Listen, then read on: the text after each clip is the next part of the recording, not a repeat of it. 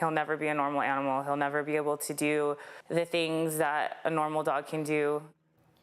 We begin tonight with a legal battle in the North County over a Cane Corso puppy that was supposed to be trained as a service dog. Good evening. Thanks for joining us. I'm Marcella Lee. And I'm Anna Laurel, in for Carlo Cicchetto. A former U.S. Marine and his wife from Fallbrook are taking legal action against a veterinarian who operated on the puppy. As CBS 8's David Gottfredson reports, the lawsuit claims the doctor performed the wrong surgery. So we opened the car door, and when he landed with 1 foot on the concrete and 1 foot on the dirt area, he immediately yelped, and then he started limping. The puppy named Rocky was just 10 months old in 2019 when his owners say he injured his leg. We wanted to make him like a service dog. Former U.S. Marine Taylor Spears thought Rocky might be able to help him with trauma. So I do have a VA rating for PTSD, and Rocky was going to be my service dog for that, and just help me with that, and just take him for walks and things, helps me relax. His wife Stephanie says she first took the puppy for treatment to Monackey Animal Hospital in Vista. They did x-rays, and they were like, you know, we see a lot of things going on. We're going to go ahead and send you to the Carlsbad location, where we have a board-certified surgeon there, and he can take a look at Rocky. He specializes in orthopedics. Veterinarian Dr. Zoran Georgievich, also known as Dr. George, diagnosed Rocky with hip dysplasia and performed surgery on Rocky's pelvis. But for the next 3 years, Rocky continued to limp and appeared to be in pain, according to the owners. They finally decided to get a second opinion. And we found out he wasn't board certified, and we found out that Rocky had 2 torn ACLs. The allegation that a staff member at the animal hospital falsely portrayed Dr. George as a board-certified orthopedic surgeon is now the subject of this lawsuit filed last year by Rocky's owners. The lawsuit alleges, quote, instead of hip surgery, Rocky should have undergone bilateral knee surgery. Is Dr. George a board-certified orthopedic surgeon? He is not. Craig Monackey is the owner of the Monackey Animal Hospital chain. He says veterinarians do not need to be board-certified to perform orthopedic surgeries. And he says Rocky's surgery was needed to correct a hip condition he was born with. The surgery that was done originally had nothing to do with the knees, nothing to do but help the conformation of the hips. And the surgery went beautifully. There were no complications. The next contact that I recall having with the client was a discussion she wanted to have about us paying for future surgeries for the dog. She wanted money.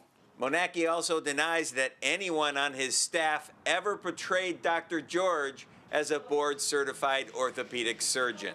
Surgeries were very much pushed, obviously, for money.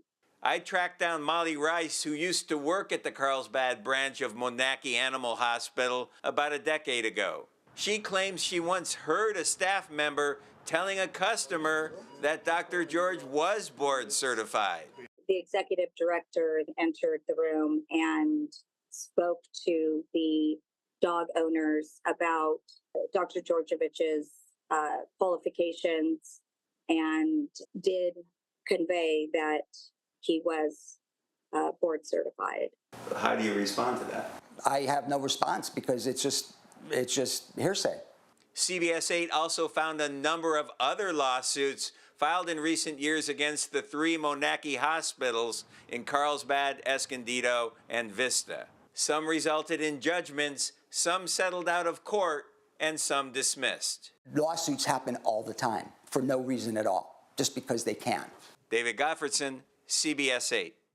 Monackey Animal Hospital told us Dr. Georgievich would not be making any statements because of the ongoing lawsuit.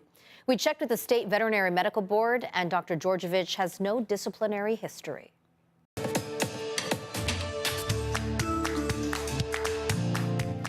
New tonight, we're getting a look at an overnight mountain lion in Poway, caught on camera roaming through a family's property. Ooh, that's big, isn't it? CBS 8's Esmeralda Perez joins us in studio. Esmeralda, this spring we've had mountain lion sightings in Oceanside, Ranches Santa Fe, La Mesa. What can you tell us about this latest sighting in Poway?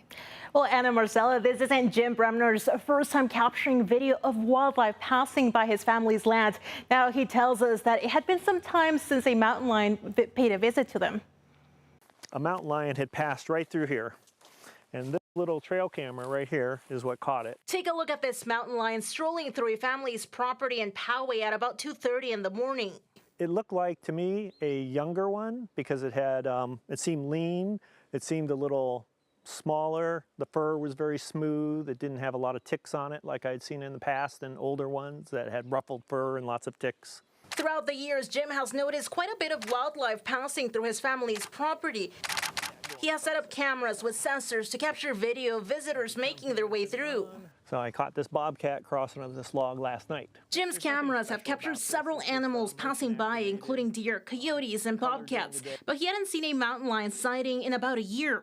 I think they follow the water. We have a creek here. Deer like to drink out of the creek. That's their main food source, is deer. They follow the deer. Jim tells CBS 8 that mountain lions are usually captured on his cameras through the overnight hours. And we're in their domain.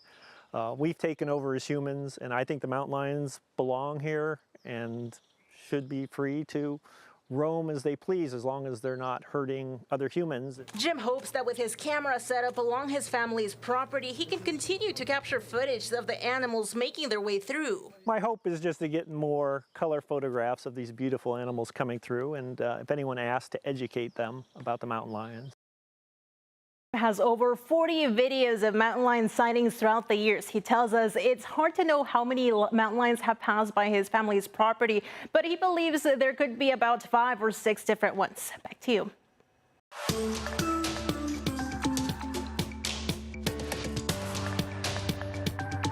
Today marks Juneteenth. It honors June 19, 1865, when the last enslaved people in Texas found out they were free 2.5 years after the Emancipation Proclamation. Today, the World Beat Center held a commemoration focusing on Harriet Tubman and the way she used nature to free slaves. The center explained how Tubman actually used an owl call as a signal in the Underground Railroad, among other uses of nature. We spoke with one man who came to today's event with his young daughter. Just enjoy the nature, just enjoy the birds that you can see, right? We might not see a ton of birds, but every bird that you see is something special, right? They're, a symbol of freedom, they're a symbol of joy. We'll have a look at how people across the country mark Juneteenth coming up in our second half hour. National City's first permanent homeless shelter is now open. The South County Lighthouse is a 30-day emergency shelter with more than 160 beds. It'll provide men, women, and families with a place to sleep, as well as hot meals, clothes, showers, and other services. It's operated by the San Diego Rescue Mission on a referral-only basis. The shelter is not government-funded, but made possible through the San Diego Padres Foundation's Peter Seidler Legacy Fund as a way to honor the late team owner. And tributes continue to pour in tonight for MLB All-Star Willie Mays, who died yesterday at the age of 93. As CBS 8's Alex Lai shows us, one of those tributes includes a San Diegan who used to be Mays' bat boy for the Giants. It's likely many kids have stood on these baseball fields behind me, inspired by the All-Star Willie Mays. Now he's not only remembered for his career, but for his character.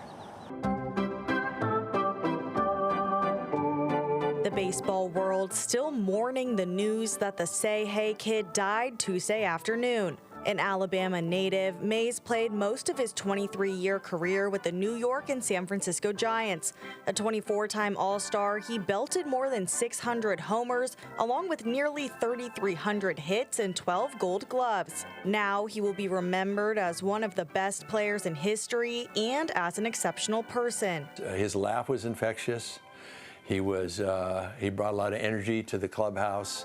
He was enormously respected by everybody and loved by everybody. Jackson Mickey was a bat boy for the Giants from 1960 to 1964. Think of having your first job as bat boy for the San Francisco Giants. Your first job as a 12-year-old. He racked up a number of stories to tell over those 4 summers at the Giants spring training in Phoenix. Willie Mays came over to me and said, "Grab a glove and let's play catch." And I'm 12 years old, and this, in my mind, is the greatest player to play the game. His favorite memory, when he was told to sit next to Mays on the bus. He fell asleep, and he gradually leaned over, and he had crushed me against the window, and I went comatose. I did not move. I barely breathing. That was 2 hours in time that I'll never ever forget. Along with memories, Mickey is left with a collection of memorabilia. An away Bat Boy, San Francisco Giant uniform with, of course, no number. His old Bat Boy jerseys, a picture with Willie McCovey, a number of signed items, and a number 24 Giants jersey. Best wishes, Willie Mays. Now, Mickey in the baseball world will remember one of the greats as an all-star player and person as his legacy carries on. Willie Mays exemplified to me the joy that is baseball. Alex Lai, CBS 8. What incredible memories. All the personal stories that we're hearing, you need to go to CBS8.com and see the one with Netta Arampur and her husband, and their connection to Willie Mays. But the way, the legacy he left, the way he made people feel, never forget that.